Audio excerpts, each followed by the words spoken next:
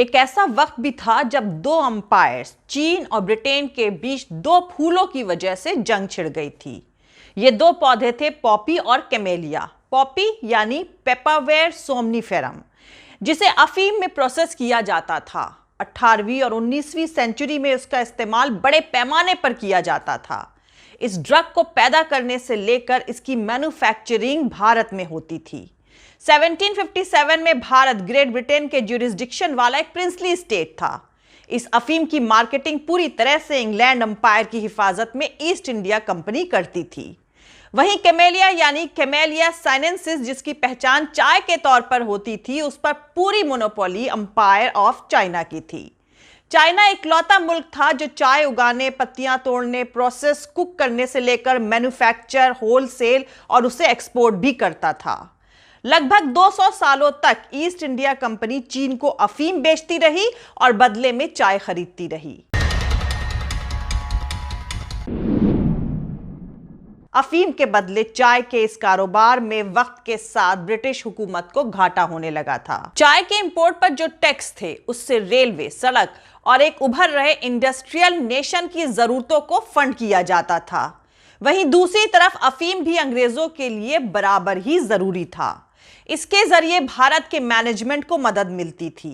भारत उस वक्त महारानी विक्टोरिया के मुकुट का चमकता हुआ हीरा था।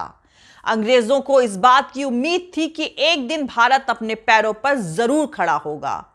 तीन देशों के बीच चल रहा यह ट्रायंगुलर ट्रेड वर्ल्ड इकोनॉमी के लिए एक तरह का इंजन था। लेकिन इसी बीच चीन की बड़ी आबादी अफीम की गिरफ्त में जाने लगी।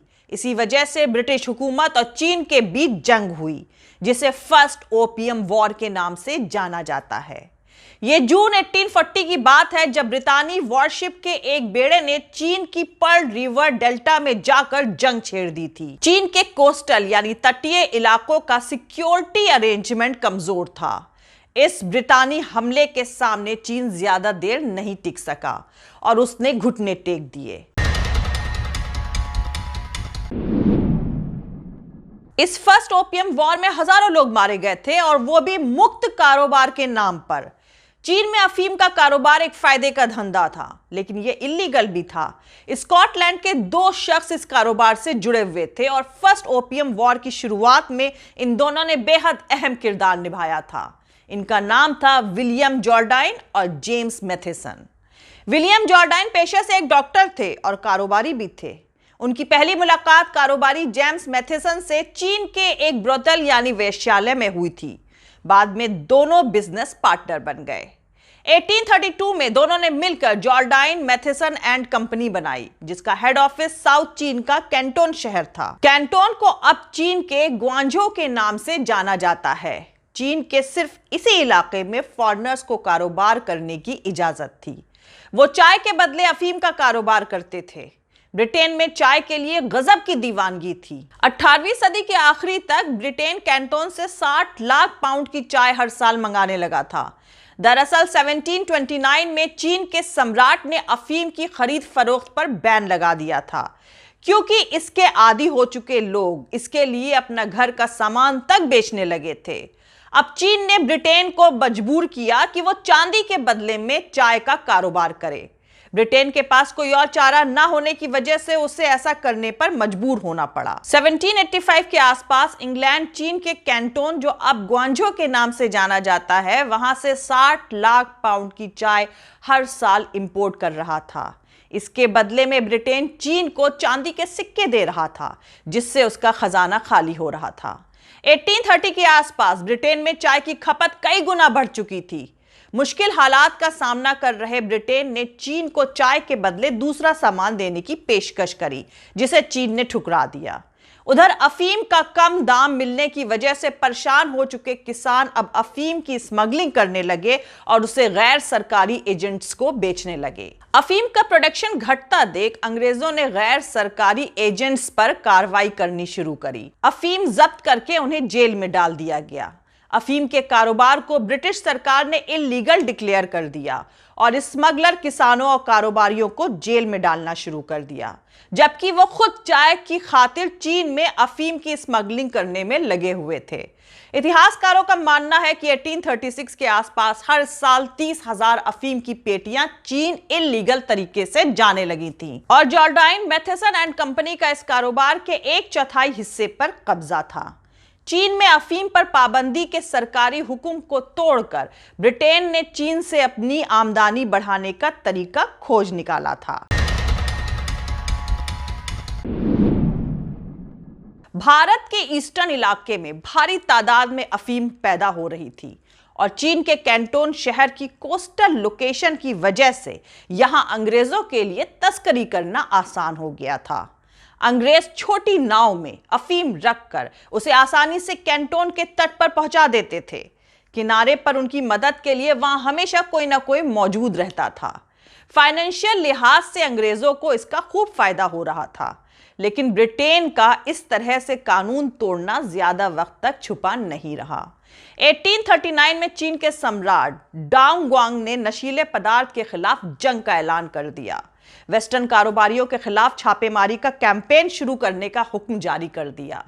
कैंटोन के 13 फैक्ट्रीज इलाके में मौजूद गोदामों पर रेड डाले गए और चीनी सैनिकों ने इसे सील कर दिया। वेस्टर्न कारोबारियों को सरेंडर करने के लिए चीनियों ने मजबूर कर दिया। अफीम के तकरीबन 1600 एजेंट्स को गिरफ्तार कर लिया गया और चीन की इस कार्रवाई में तकरीबन 20 लाख पाउंड की कीमत का सामान जब्त कर लिया गया। इसमें अफीम की 20,000 पेटियां और 40,000 ओपियम पाइप्स भी थे। इस जब्ती के बाद परेशान विलियम जॉर्डाइन कैंटोन से लंदन के लिए रवाना हो गए, जहां उन्होंने ब्रिटेन के फॉरेन मिनिस्टर लॉर्ड पामस्टोन से चीन पर सख्त जवाबी कार्रवाई करने की मांग करी। अंग्रेजों को भारत से मिलने वाले रेवेन्यू में अफीम का बड़ा रोल था, इसलिए ब्रिटानी सरकार को चीन में नेवी भेजने का फैसला लेना पड़ा और जून 1840 में ब्रिटेन ने 16 वॉरशिप और 27 जहाज चीन के पर्ल रिवर डेल्टा की तरफ रवाना कर दिए।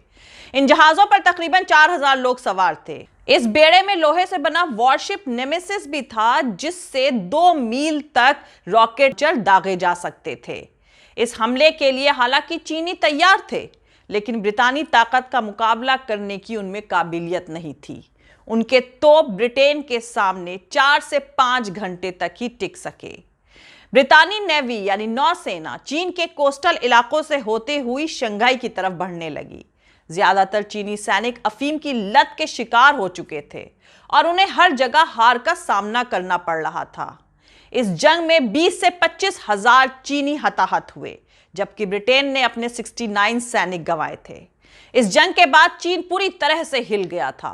अगस्त 1842 में HMS कॉर्नवालिस पर नॉनकिंग के पास चीनियों से अंग्रेजों का समझौता हुआ, जिसे दुनिया अनइक्वल ट्रीटी के नाम से जानती है। चीन को 5 बंदरगाह विदेशी कारोबार के लिए खोलना पड़ा और अफीम के कारोबार से हुए नुकसान और जंग के हार जाने के तौर पर उसने ब्रिटेन को 2 करोड़ 10 लाख सिल्वर डॉलर अदा किए। ब्रिटेन को इस ट्रीटी से हांगकांग पर कब्जा मिला, जिसका इस्तेमाल चीन में अफीम का कारोबार बढ़ाने के लिए किया जाना था। हालांकि इस ट्रीटी का फ्यूचर कितना साफ था, इस पर कई लोगों को शक था। चीन हार और अनइक्वल ट्रीटी के बाद खुद को इंसल्टेड महसूस कर रहा था। इस हालात को भांप रहे ब्रिटिश राजनेता और कारोबारी इस बात से बेहद परेशान हो रहे थे कि अगर चीनी रूलर्स ने अफीम की खेती अपने मुल्क में करने की इजाजत दे दी तो पीस एकॉर्ड नाकाम हो जाएगा। इसी डर से लंदन में ख्याल पैदा हुआ। यह सोच थी चाय का फ्यूचर सिक्योर करने की, क्योंकि अगर चीन अफीम को लीगलिटी दे देता तो यह इकोनॉमिक ट्रायंगल में सुराख पैदा कर सकता था। इंग्लैंड के पास चाय के बदले देने के लिए कोई दौलत नहीं थी, ना ही भारत में जंग के लिए वो पैसा जुटा पाता, ना ही वो अपने घर इंग्लैंड में पब्लिक वर्क्स कर सकता था। इसका मतलब यह था कि इंग्लैंड का आने वाला वक्त पूरी तरह से चाय के फ्यूचर पर टिका हुआ था। अंग्रेज ये भी समझ चुके थे कि भारत का हिमालय इलाका चीन जैसी चाय उगाने के लिए मुफीद हो सकता है। हिमालयी इलाके ऊंचे थे, अच्छी मिट्टी वाले थे और बादलों से ढके रहते थे, लेकिन भारत में चाय लाने और उसे पैदा करने के लिए अंग्रेजों को बेहतरीन क्वालिटी वाली चाय के पौधों की जरूरत थी, हजारों बीजों की जरूरत थी और चीन की सदियों पुरानी रिवाज को समझने वाले जानकारों की जरूरत थी। इस काम के लिए अंग्रेजों को चाहिए था एक प्लांट हंटर, बागबानी का बेहतरीन जानकार, एक चोर और एक जासूस। और अंग्रेजों को यह सब जिस शख्स में मिला उसका नाम था रॉबर्ट फॉर्चून। तो दोस्तों, इसके आगे का सियासी तमाशा जानेंगे किसी दूसरे एपिसोड में। जय हिंद, सत्यमेव जयते, अल्लाह हाफिज। दोस्तों, हमारा पूरा वीडियो, दूसरे और वीडियो देखने के लिए हमारा YouTube channel political Tamasha with doctor Arshi को सब्सक्राइब करके वहां पे लगी बेल आइकॉन को जरूर दबा दें, ताकि आपको हमारे आने वाले हर वीडियो की अपडेट्स मिलती रहे। और दोस्तों, अगर आपको हमारा काम पसंद आता है, हमारे वीडियोस पसंद आते हैं, तो www.patreon.com/dr अर्शी खान पर जाकर डोनेट करके आप हमारे काम को सपोर्ट कर सकते हैं। दोस्तों, अगर आपको हमारा वीडियो पसंद आता है तो लाइक और शेयर करना हरगिज नहीं भूलें। आप हमें फॉलो भी कर सकते हैं हमारे ट्विटर, इंस्टाग्राम और फेसबुक पेज पर। मेरा ट्विटर हैंडल है @arshi_aziz khan। थैंक यू, मिलते हैं अगले वीडियो में।